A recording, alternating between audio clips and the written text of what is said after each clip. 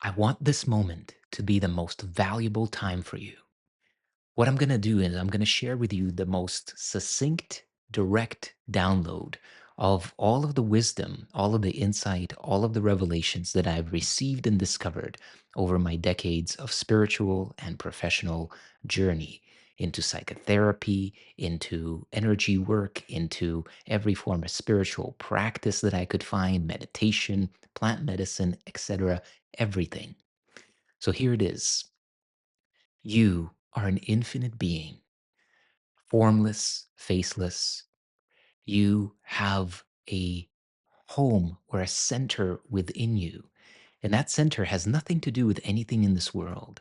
In fact, the more that you forget this world, the more that you're able to release your attention from being focused on the words and symbols of this world, the more you will find yourself zoomed out in the space of deep peace, profound harmony, and a perspective on life that reveals the cosmic joke behind every form of suffering, every form of obstacle, every form of separation. Now, how do we come to this deep, profound freedom? The one core realization, the number one most important thing that I want to convey to you here is that your perception is what you see as the world. Not that you have a perception of the world. No. Your perception is the world that you inhabit. So instead of looking to see where is the cause out there to what I'm experiencing in here, the shift that you have to make is to realize that the question that needs to be asked is what shift do I need to make in here, in my laboratory of consciousness, to see a difference out there? You and I and everybody in this world is operating through a set of beliefs. These beliefs, they act as a filter. They are, in essence, not only coloring, not only shaping, but literally generating in the same way that AI right now is generating text and images and videos.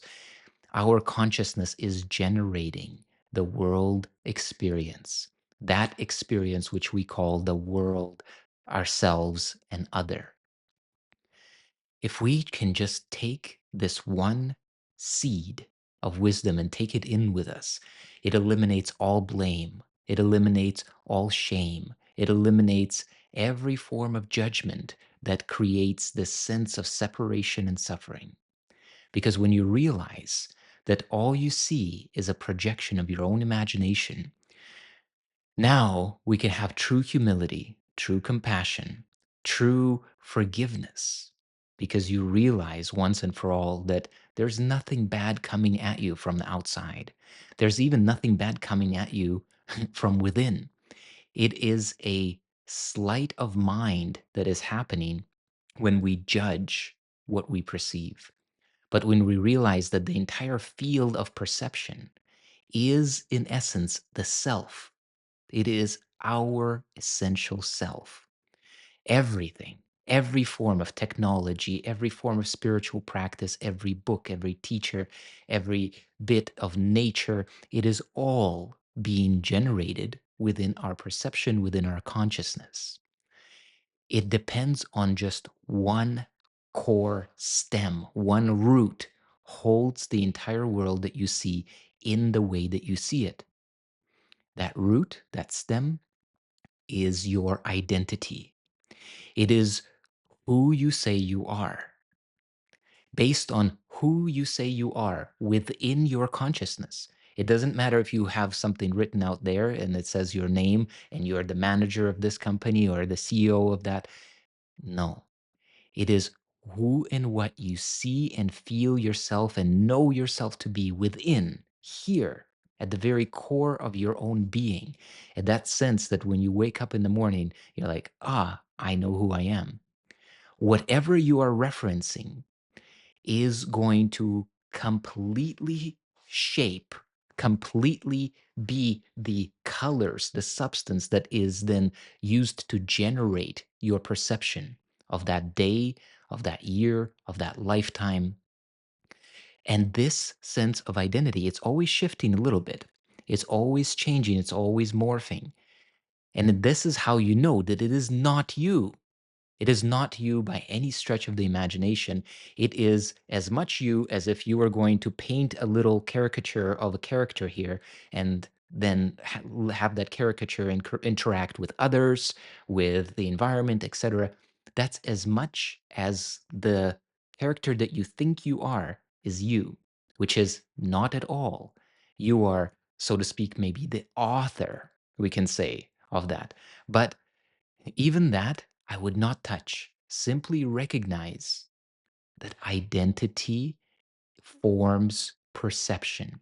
It informs the beliefs that perception then must operate with to show you a world that is going to confirm those very same beliefs. So, the way that we begin to work with this is we have to come to the core identity. You were never a man, a woman, a human being, etc. This is the character. This is the avatar. Who and what you are, that primary identity, which has got nothing to do with this world, that is the space from which you can create freely.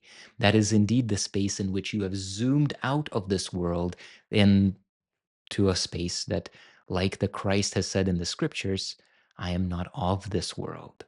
Yeah. In the world, but not of it. Yeah. You were never in the world. You were never of the world. Your character is. And so, coming to the original I am, whether you begin with just the mantra, the affirmation, the word I am, I am, and realize that this I am is the divine source, love, light, right? And so you say devotionally with gratitude, with connection, with devotion, with love, I am.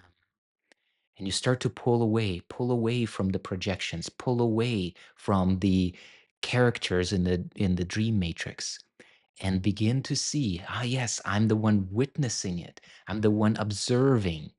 I'm not the character. I'm not the body. I'm not even the body's mind, the mind that thinks on behalf of the dream character.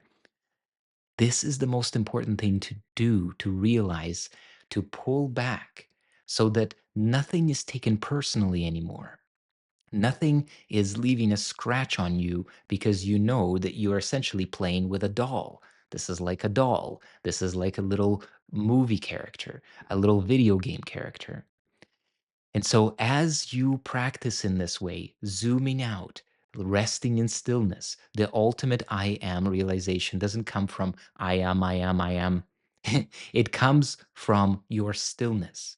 The I am mantra is only to help to take your mind from a deep grasping of something that is craving or trying to avert and coming back to a sense of stillness. And when the sense of stillness is palpable, shift your attention entirely to the silence, the stillness, the space, the zero, that which is not changing. As you rest there, you will begin to be informed in an entirely different way. Instead of the world and the circumstances and the past shaping you and your character, and you believing that you are that character, and you're going along with all of the power of your consciousness, endorsing a particular default way in which this dream is crystallizing. Instead of that, you rest in deep peace. You can, if you want, influence this projection, shape it, manifest reality, create whatever. But soon you're also not going to want to because you realize it's already happening in the perfect, divine, most amazing way. And there is nothing missing, only your awareness of perfection. Only that was missing. And this is the core of my message to you, that it is the awareness of perfection, the awareness, we may say, of God's presence, awareness of love, All of these different terms may make sense now because it is awareness of perfection, the fact that there's nothing wrong, never was, never will be, despite the fact that all the world may be in seeming chaos from the point of view of the character, the point of view of news, the point of view of whatever. Yet, perfection is here now, forever, immutable, unchangeable, and entirely ubiquitous and universal across every possible form and condition. This is the realization that brings the peace that passes all understanding. When we abide in it, peace is inevitable. When we are without it, peace can at very best appear as an illusion that disappears. This realization is the core. It is about identity.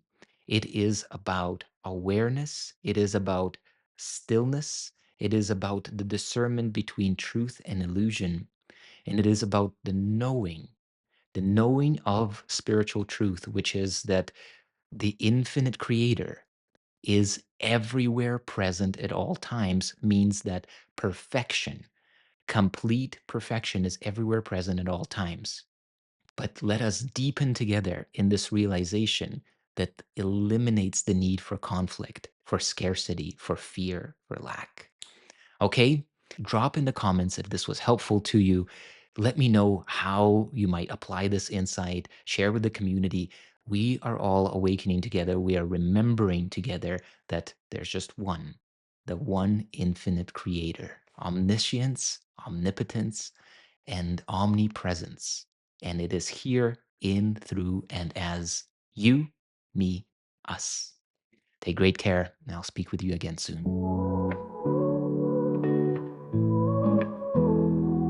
I'm already love, already joy, already peace, already whole. I see the infinite potential flowing through my soul.